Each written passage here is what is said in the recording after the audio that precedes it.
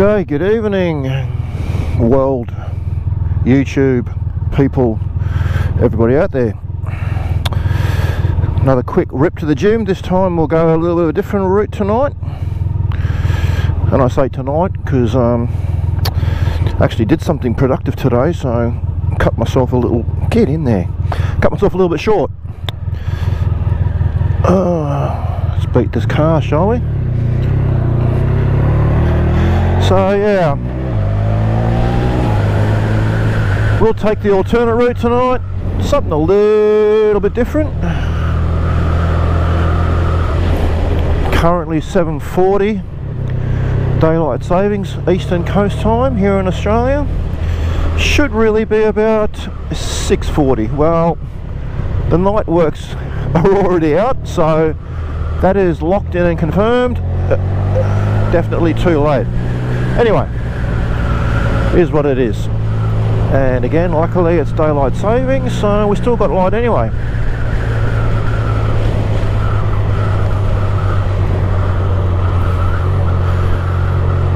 We're on the old VFR tonight because it's the leg day in the old gym. So what do you do when you smash your legs in the gym? You generally try to avoid a sports bike. So I won't be taking the R1 tonight as much as I'd like to. Probably tomorrow is an R1 kind of a day.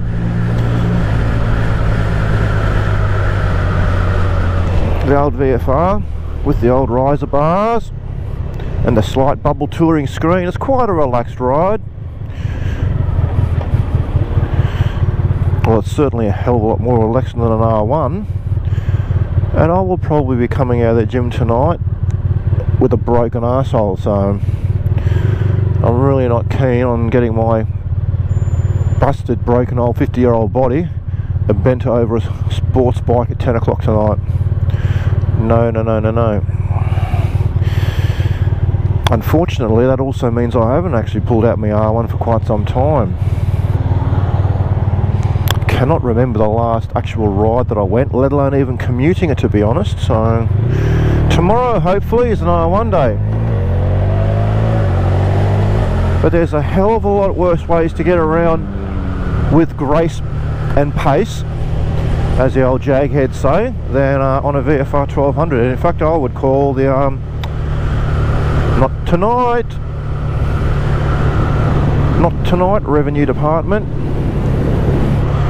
You're not going to get me tonight. Yeah, there's a lot worse ways to get around than on a Vfr1200, that's for sure.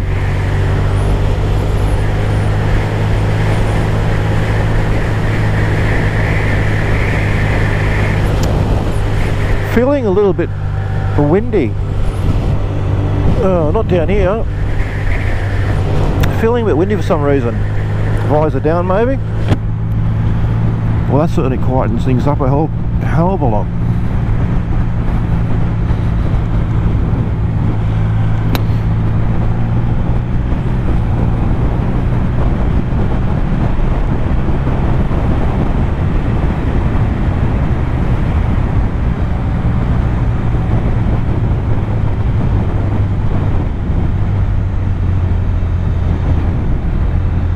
Oh dear, I probably should have shot off to the left there and done a bit of a sneaky sneak. Too late for love. Yeah, I normally shoot up straight ahead, but you know, take the road less travelled tonight for some reason, because I'm just feeling a bit saucy. So 7:47 PM and we've still got light. But it's only November, so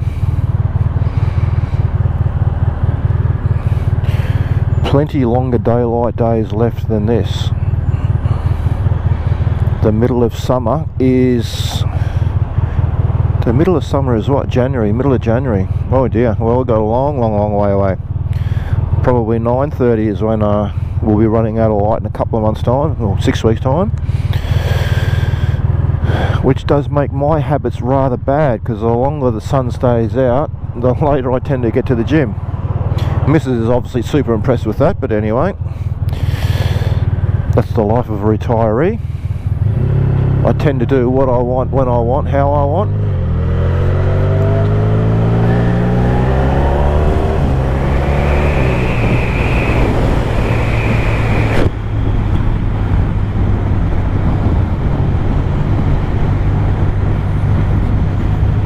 I normally don't ride with the visor down. It's not really floating my boat. Might just crack it a little bit actually. Okay, so that's just a one click open. And the old GoPro is definitely dragging the old helmet down a little bit too, so not exactly adding to my comfort level.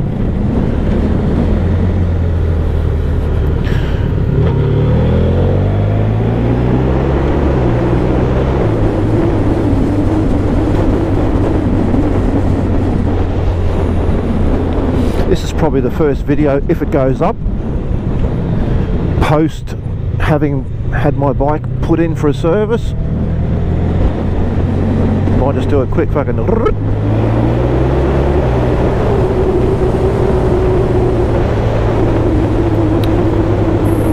got the front forks done, I've got the rear shock done. The rear shock had a progressive Hyper Pro spring even placed on it. Progressive Hyper Pro springs for the front, heavier weight oil. She's feeling very light and nimble now. My new Racing Bubbles screen from Power Bronze, which I'm deeply in love with. I have the same screen on my R1 as well now. Well, I've got them both together anyway. So I've got two progressive. I've got two Power Bronze light smoke bubbles.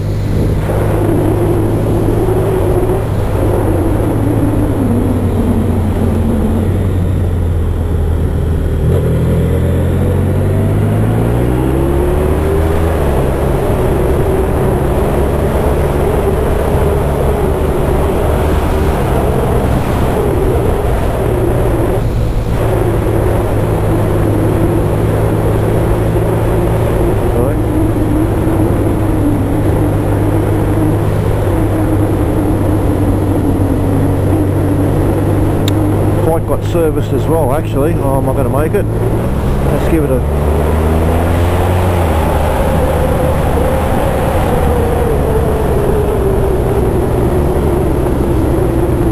Oh, there you go.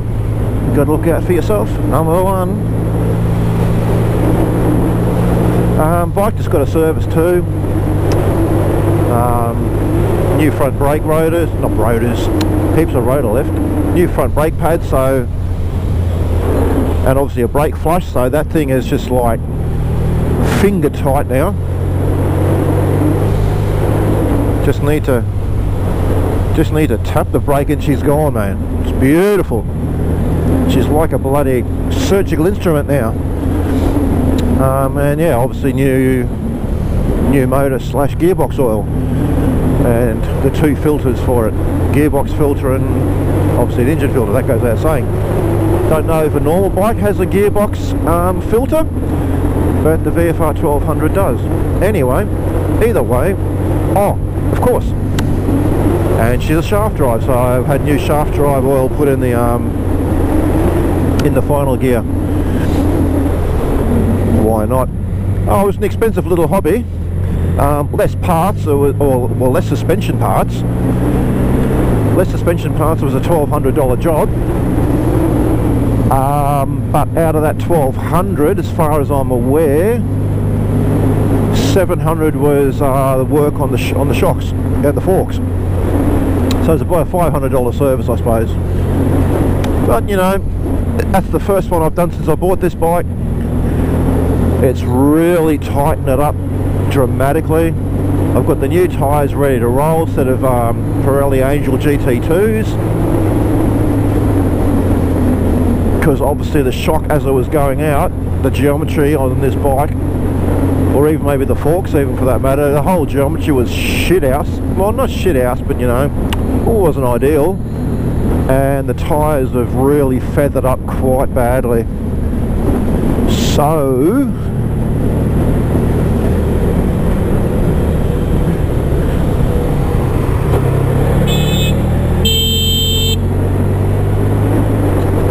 So you can play the horn game.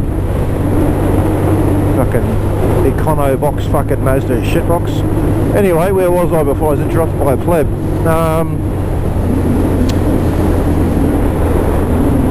Where was I? Doesn't matter. The bike's now a CBR, not a VFR. That's what I'm essentially getting at. It is a lovely little bit of kit.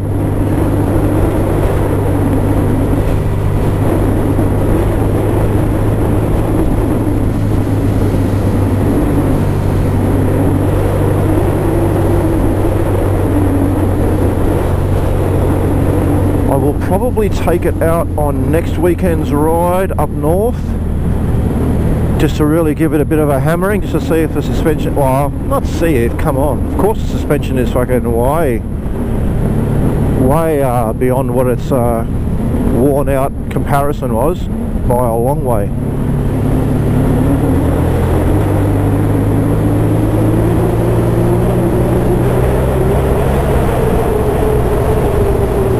I already know that, but I just want to see what it feels like, because I've gone for a couple of rides as it was going out, and I'm not going to lie, it was scary stuff. Oh, green arrow, didn't even see. I'll take it, thank you.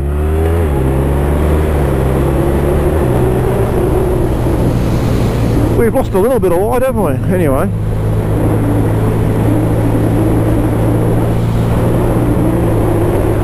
The new whip. Revitalised, refreshed and ready to roll.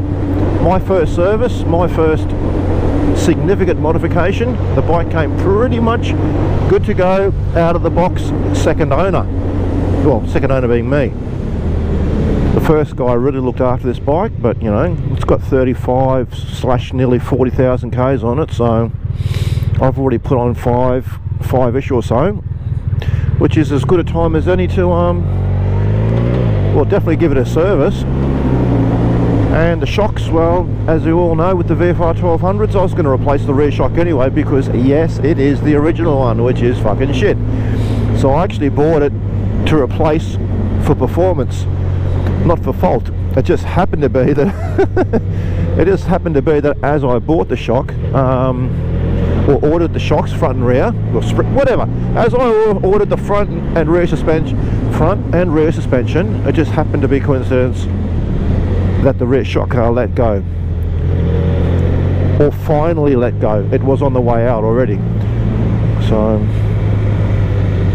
yeah, that was definitely not a service purchase, that was a performance purchase, but it was definitely overdue a service. I mean, 5,000 for a tank of oil, especially for bikes, because you know, bikes are what they are. I think 5,000 is, you know, pretty normal just to do an oil change. And I do intend to do my own lubes, hopefully, from now on. That would be great if I could. I was just a little bit on the lazy side, and because I live in a townhouse complex, I don't really have the exact ability to place the bike up into stands. And anyway, long story short, I do all my stuff in the driveway, and it's a mildly sloped driveway at that. The stuff I did on my Goldwing the other day excuse me, the stuff I did on my Goldwing the other day, I did on the other side of the road, essentially curbside in the gutter. So workshop I don't have. We will get there. I will get into, you know, the whole homework. Oh, I've got heaps of tools. It's not a lack of tools or anything like that, it's a lack of space. So one day we'll sort that out, but for the now, unfortunately, no. But I'm pretty sure, especially on this bike, because I have googled it since then, I can probably do the fluids by myself, even in the driveway, just on the center stand.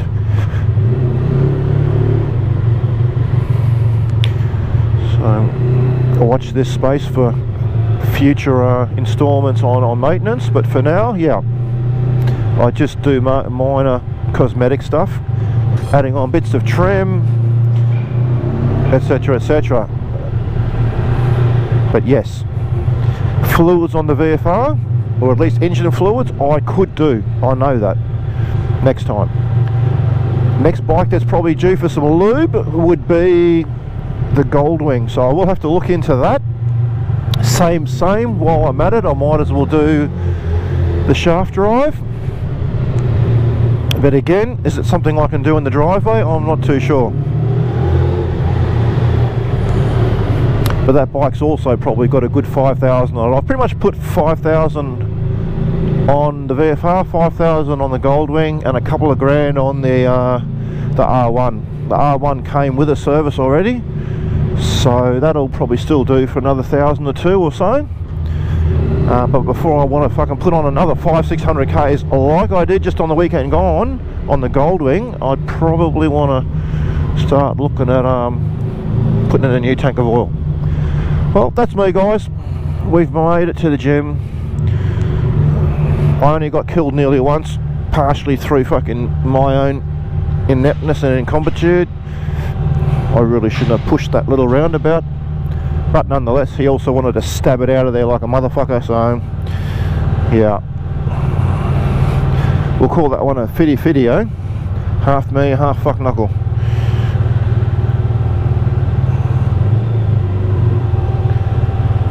Okay, handbrake on, neutral, stand, and see you when I see you next, guys.